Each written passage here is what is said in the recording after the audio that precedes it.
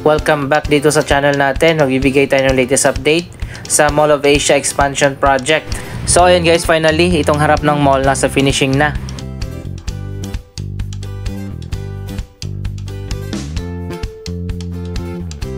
After ng ilang months na construction, ilalagay na rin yung bagong logo dito sa kabilang side.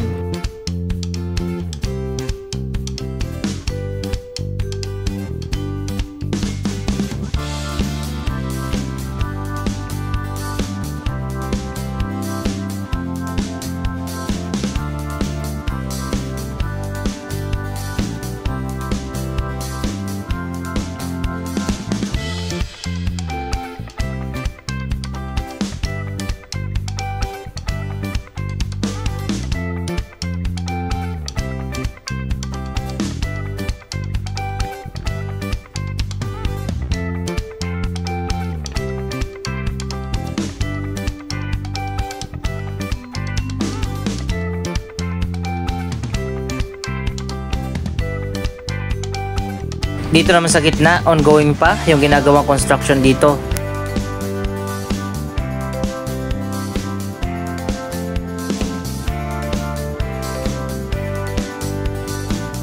Andito na tayo sa loob ng mall. Ito yung area papunta doon sa bagong 3rd floor.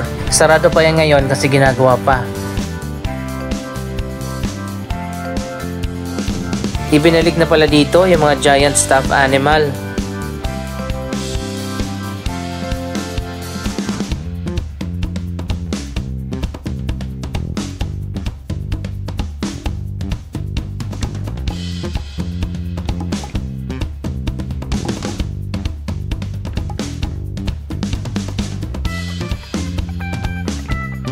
Napakaganda na at napakaaliwalas dito sa main entrance ng MOA dahil yan sa glass windows at ceiling.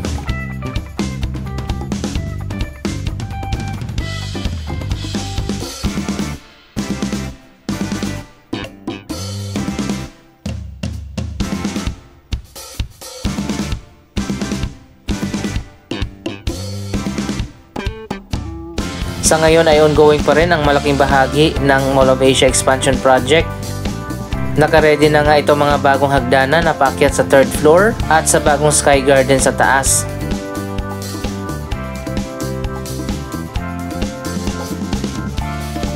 Yung Seaside Sky Garden pa lang dito sa South Wing ang natapos na. Minuksan na ito last year pa at naging popular na nga natambayan at pasyalan.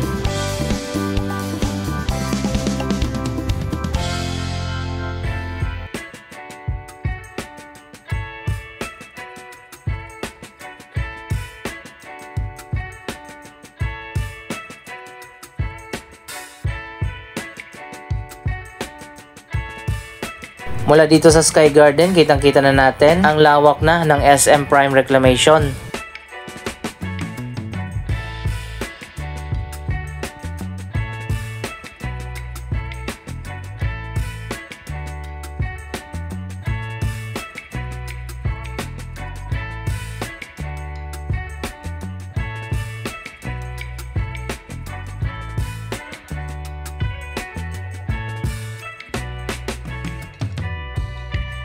May hagdanan na rin dito na paakyat dyan sa taas sa rooftop Sky Garden kapag natapos na.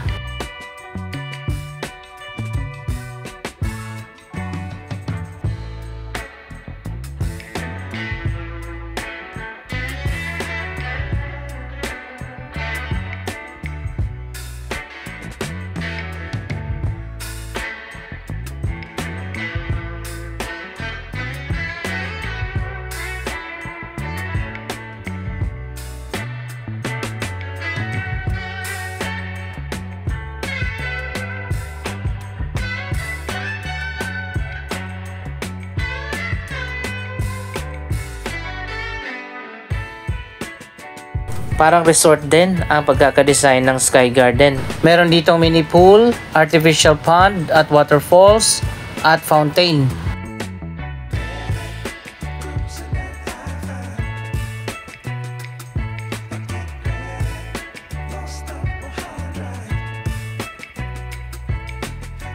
Maganda rin ang pagkakadesign ng mga pocket garden at may mga sitting areas at playground. Ganito din kalawak yung Sky Garden doon sa North Wing kapag natapos na yon.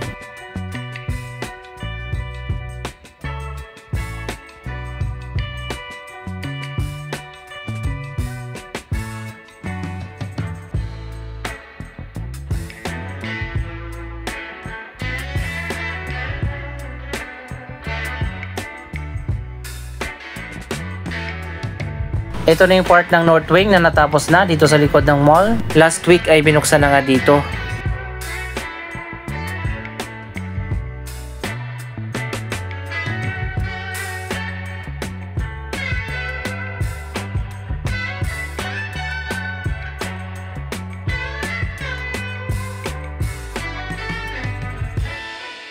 May mga pocket garden at sitting areas dito sa baba.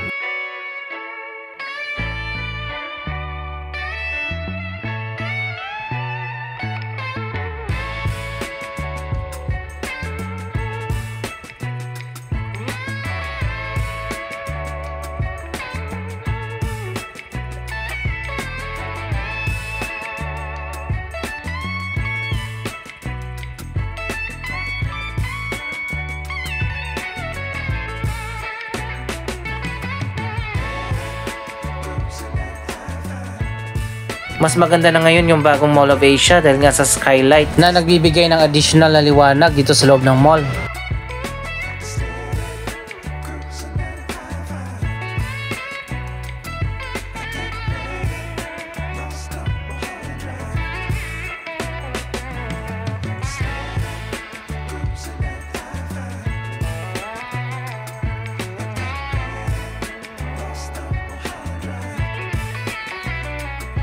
Ngayon pa lang ay inaabangan na natin kung ano magiging itsura dyan sa taas ng mall. Dalawang malalaking proyekto ang ginagawa dyan, ang rooftop Sky Garden at ang football stadium.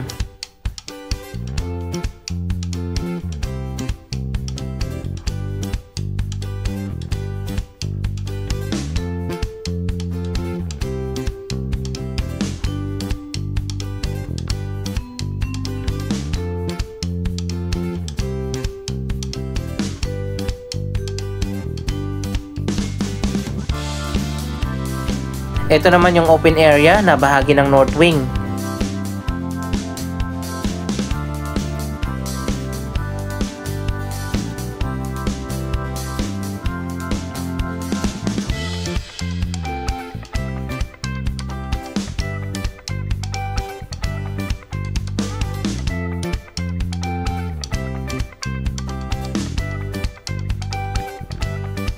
Ito yung dating entertainment mall building dito sa likod na dinemolish para sa expansion. Ngayon may third floor na rin dito at magkakaroon din ng Sky Garden dyan sa taas katulad doon sa South Wing.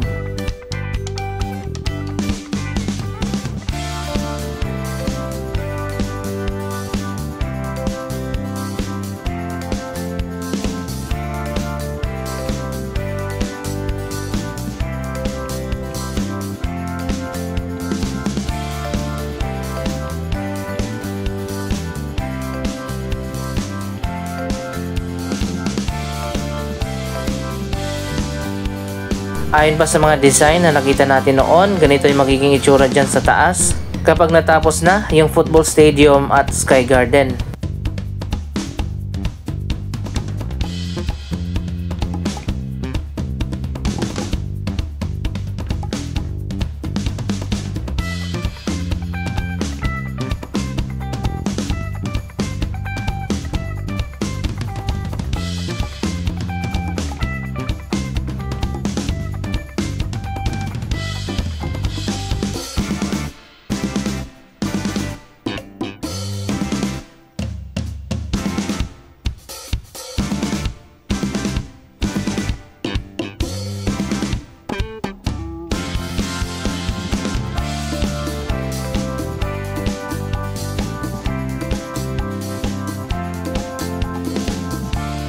Ito na ngayon ang mas pinaganda na Mall of Asia Fountain. Natapos na yung ginawang maintenance dito.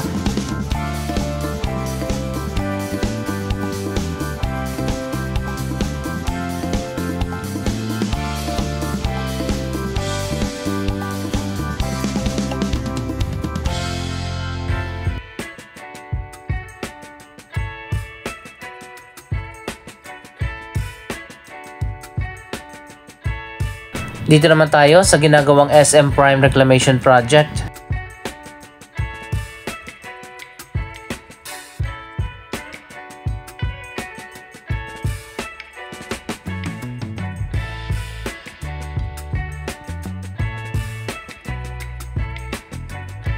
Malawak na din yung itinambak na lupa at buhangin dito.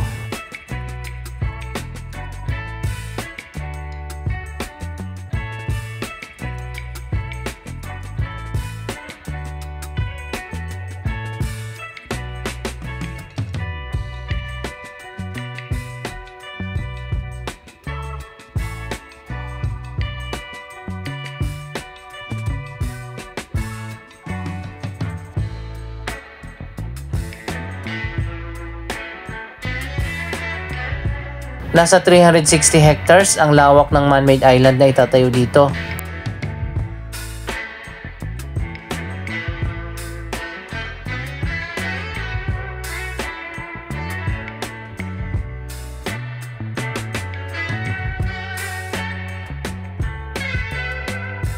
Konti na lang at matatabunan na yung dagat dito sa Moa Seaside.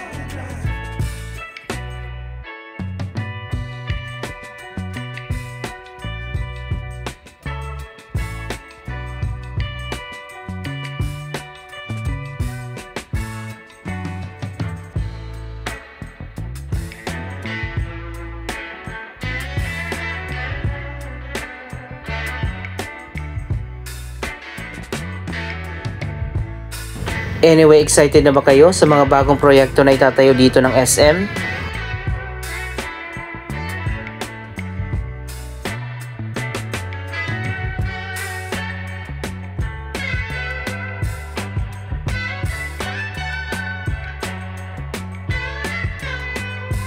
Tingnan naman natin dito sa kabilang side ang Pasay Harbor City Reclamation.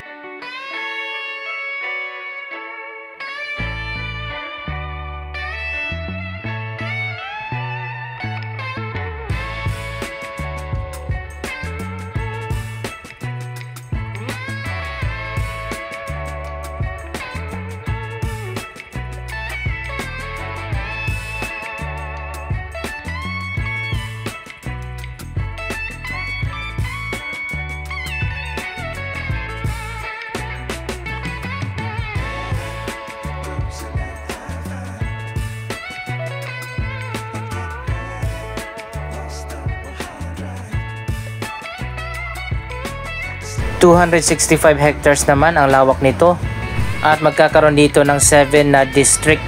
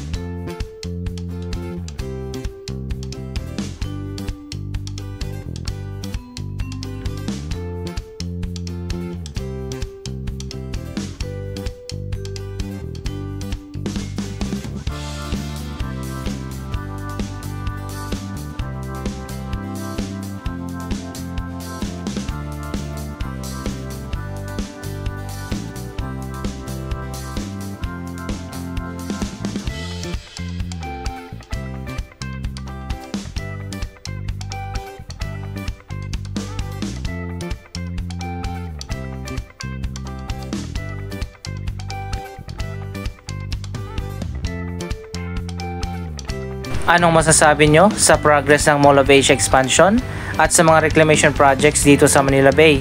Mag-comment lamang dyan sa baba ng inyong mga reaksyon. Maraming salamat sa inyong panonood. Don't forget to like, share, comment at subscribe. Thank you for watching.